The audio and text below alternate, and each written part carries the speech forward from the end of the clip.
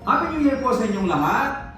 Today ay aking i-discuss ang Cube Eyes business. Okay, so kasi palapit na ang summer, so ito yung swak na business na pwede nyong pasukin. So, napaka-importante kapag papasukin nyo ang Cube Eyes business ay dapat alam nyo kung ilan ang consumption nito sa kuryente. At yun ang ating i-discuss. Okay?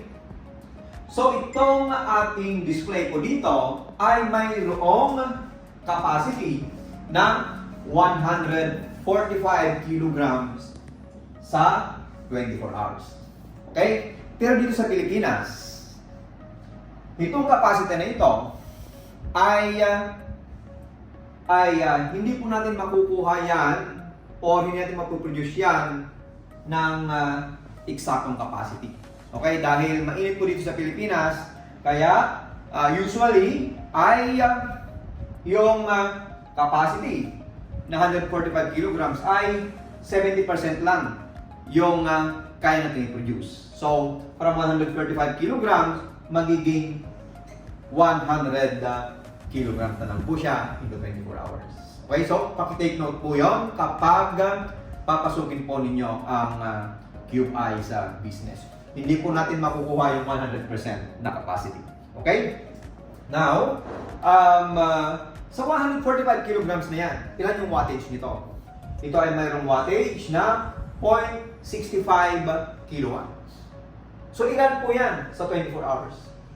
In 24 hours, kapag continuous yung production, ay mayroon siyang 16 kilowatt na electrical consumption.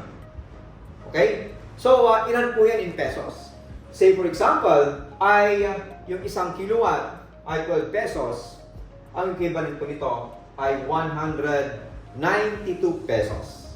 Okay? So, kapag dire-diretso yung production natin, 192 pesos in 24 hours at ang mapuproduce nitong Cube Eyes ay 108 kilograms. Okay? So, let's say for example, yung 108 kilograms na yan, ilan naman in pesos?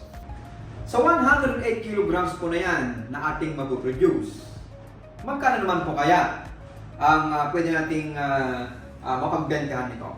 So, let's say for example, ay 108 kilograms at yung isang kilo ay 12, o let's say for example, 10 pesos.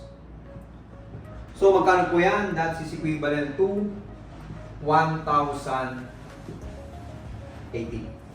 Okay? So, yun po yung ating pwedeng pagbentahan sa 108 kilograms na Cube Eyes. So, gross po yan at deduct na lang po natin yung 192 plus, syempre, yung consumption po natin doon sa ating chiller. Kasi yung ating mapuproduce na yellow o Cube Eyes ay kailangan po natin imbakin yan sa chiller mo natin.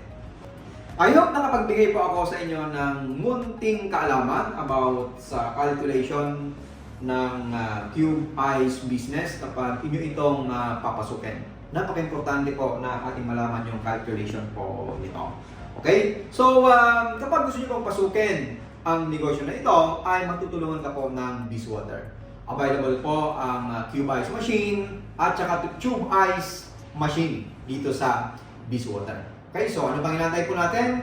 Mag-inquire na po kayo at mag-avail ng aming Eyes business packages.